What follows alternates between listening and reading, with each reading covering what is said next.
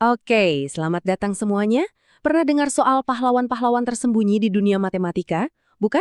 Ini bukan tentang nama-nama matematikawan terkenal, tapi sesuatu yang jauh lebih fundamental. Kekuatan di balik layar yang bikin teorema-teorema hebat itu bisa ada. Yap, hari ini kita bakal menyelami dunia lemma. Coba deh, lihat ini. Teorema dasar aritmetika. Keren banget kan? Sederhana, elegan, rasanya tuh sempurna. Kayak sebuah karya seni yang udah jadi sebuah kebenaran mutlak yang berdiri kokoh dengan sendirinya. Tapi pertanyaannya gimana caranya kita bisa yakin seyakin-yakinnya kalau ini tuh benar? Gimana cara para matematikawan membangun mahakarya kayak gini? Ini bukan sulap loh, ini adalah proses konstruksi yang super teliti. Oke, yuk kita bedah bareng-bareng. Nah, untuk ngerti ini, coba bayangin matematika itu kayak sebuah bengkel kerja yang gede banget. Disinilah para tukang jenius merancang dan membangun struktur logika yang kokoh. Dan di bengkel manapun, yang paling penting apa coba? Ya, peralatannya. Dan disinilah bintang utama kita hari ini muncul, lemma. Kalau teorema itu adalah produk jadinya yang indah, yang dipajang di galeri, nah, lemma itu adalah perkakasnya.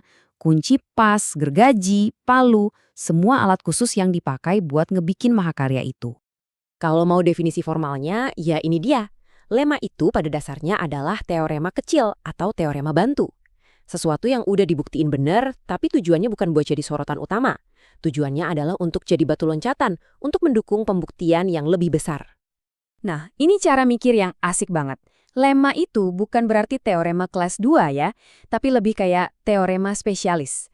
Sifatnya seringkali teknis banget, fokus ke satu detail kecil, dan kalau dilihat sendiri mungkin ya agak mebosenin.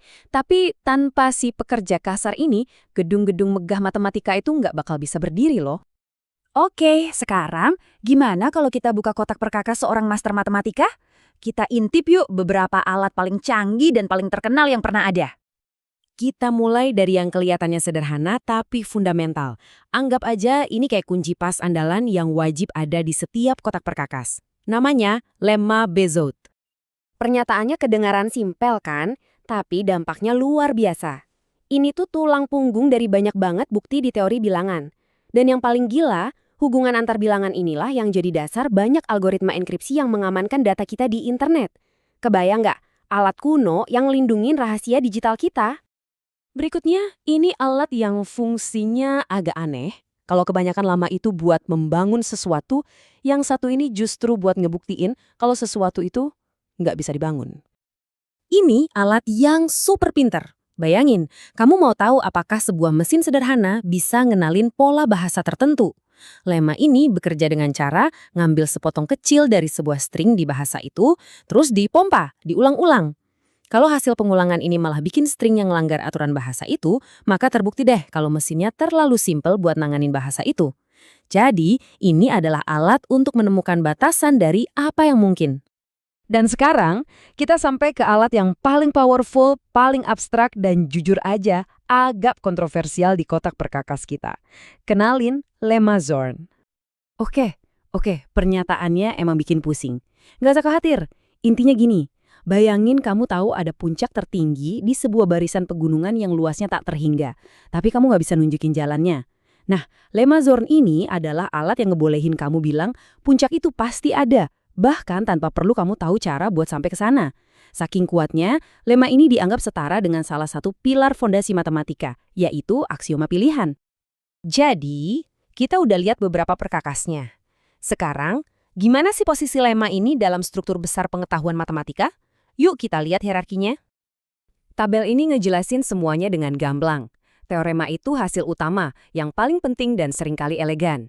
Lemma itu alat bantunya, teknis tapi sering bisa dipakai di banyak tempat. Dan ada juga proposisi, yang biasanya jadi hasil antara. Jadi, poin krusialnya adalah masing-masing punya perannya sendiri-sendiri dalam proses penemuan. Nah, ini dia alur kerjanya. Semuanya dimulai dari aksioma, kebenaran dasar yang kita sepakati aja nggak perlu dibuktiin. Dari aksioma, kita menciptakan lemma-lemma, alat-alat kita. Dengan alat-alat inilah, kita akhirnya bisa membangun teorema-teorema yang megah. Dan kadang-kadang, dari sebuah teorema, kita bisa dapat hasil sampingan yang gampang dibuktiin. Itu namanya korolari. Kelihatan kan betapa krusialnya posisi lemma di tengah-tengah proses ini? Nah, Sambil kita mendekati akhir, mari kita renungkan sejenak.